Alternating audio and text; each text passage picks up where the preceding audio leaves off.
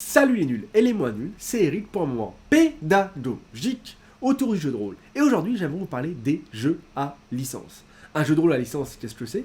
Il s'agit d'un jeu de rôle dont le cadre de jeu est situé dans une licence, une marque déposée, en quelque sorte un univers préexistant à son adaptation en jeu de rôle.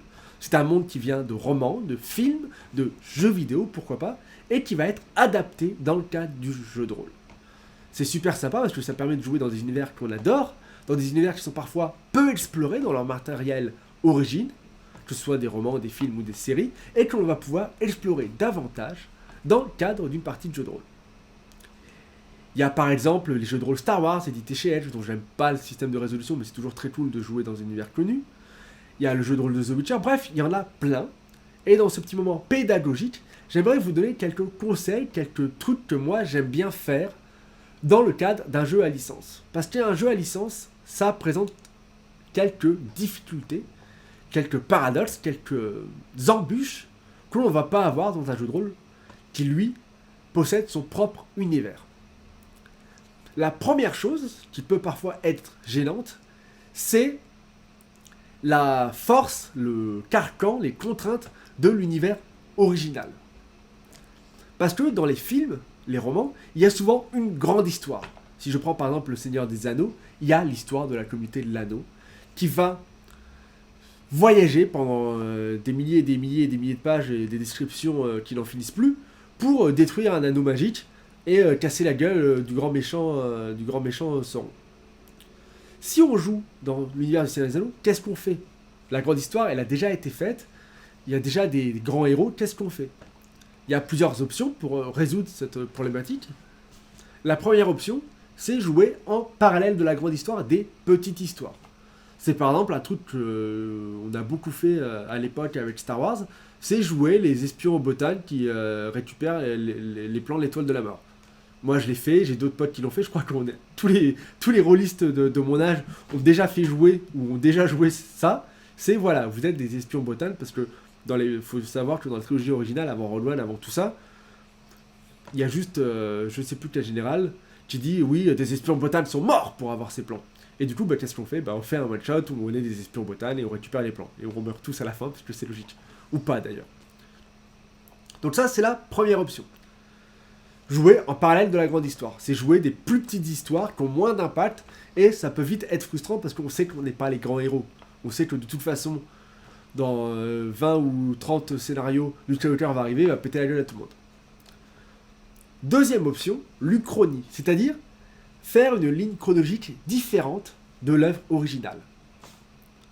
Par exemple, jouer à Star Wars, et puis arriver sur Tatooine parce qu'on a des contrebandiers, voir un fermier qui s'appelle Luke, le buter parce qu'il n'a pas voulu nous céder ses droïdes, et puis voilà. Ça, c'est la deuxième option. Celle que personnellement je préfère, c'est partir carrément sur autre chose, avoir ses propres héros et écrire sa propre saga. Ça permet aussi de plus facilement interagir avec les personnages non-joueurs de cet univers. Si on veut rester dans l'histoire originale, on a souvent en tant que MJ des remords à utiliser les personnages de la saga originale. Par exemple, si on joue dans un univers Marvel, on va pas trop oser faire intervenir les Avengers ou Nick Fury parce qu'on a trop peur que nos joueurs et nos joueuses, parce que tout le monde les connaît, hein, les joueurs et les joueuses, ils aiment tout tuer, ils aiment tout défoncer, ils aiment faire n'importe quoi. Et du coup, on va pas oser utiliser ces sortes d'icônes parce qu'on a peur que les joueurs et les joueuses jouent avec et puis les cassent. Hein. C'est comme des jouets et ils risquent de les casser. Dans cette option, on va partir sur une uchronie, on va jouer dans le même univers, mais dans un univers entre guillemets parallèle. Par exemple, si on joue dans l'univers Marvel, ce ne sera pas la Terre 616 des comics ni la Terre 99999 des films, mais ça sera notre Terre 42, voilà, c'est notre univers à nous, on en fait ce qu'on veut. Et du coup, on peut casser Tony Stark parce que c'est pas le Tony Stark que tout le monde connaît, c'est un Tony Stark alternatif, un variant si vous préférez, si vous avez vu la merveilleuse série Loki. Donc voilà, ça c'est la deuxième option que j'aime bien, c'est partir totalement sur une uchronie. Tout en gardant les thèmes forts de la série originale pour rester dans cet univers. Par exemple, si on prend Star Wars, on va garder certains personnages clés comme Darth Vader parce qu'on l'aime bien, on va garder l'histoire de la Force, on va garder le côté un peu manichéen de l'empire totalitaire et destructeur, et puis l'alliance rebelle peu nombreuse, peu équipée, mais pleine d'espoir. Bref, voilà, on va pouvoir comme ça jouer dans cet univers et s'amuser. L'autre avantage aussi de l'option 2, c'est que sur certains univers, il y a des fans hardcore, des gens qui connaissent tout sur tout, qui sont super calés et qui peuvent être parfois un peu relous.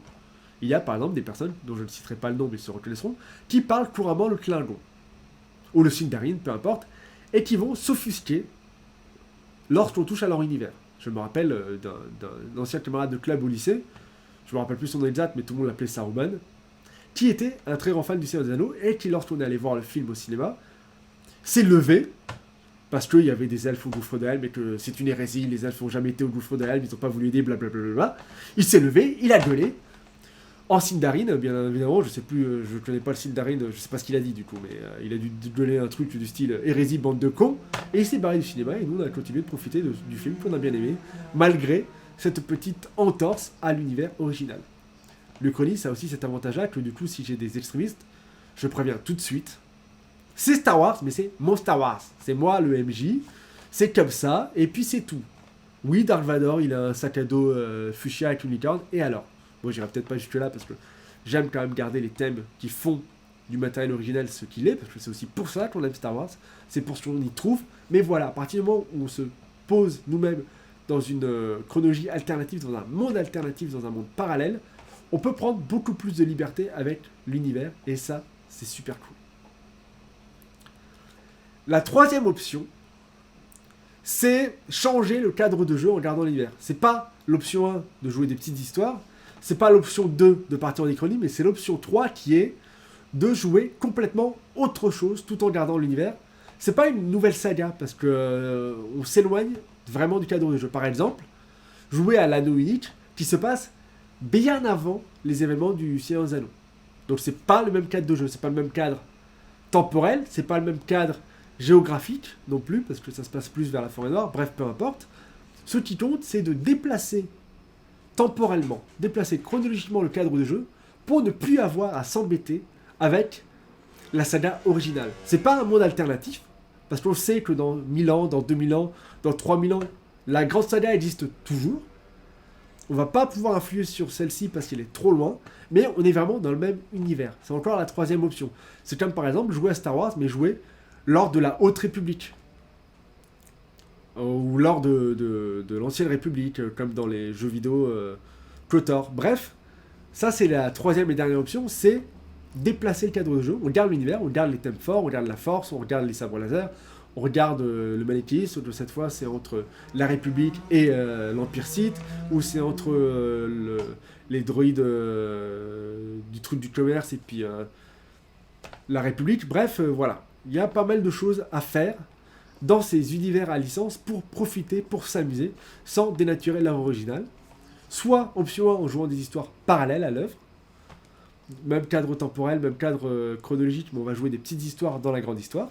Option 2, une chronie totale, on fout le bordel, on s'en fout, on fait notre propre saga. Option 3, on décadre temporellement et ou géographiquement le cadre pour pouvoir être libre de nos actions. C'est tout pour moi. N'hésitez pas à vous abonner pour ne pas louper les prochains moments pédagogiques autour du jeu de rôle. Et moi je vous dis à plus les nuls!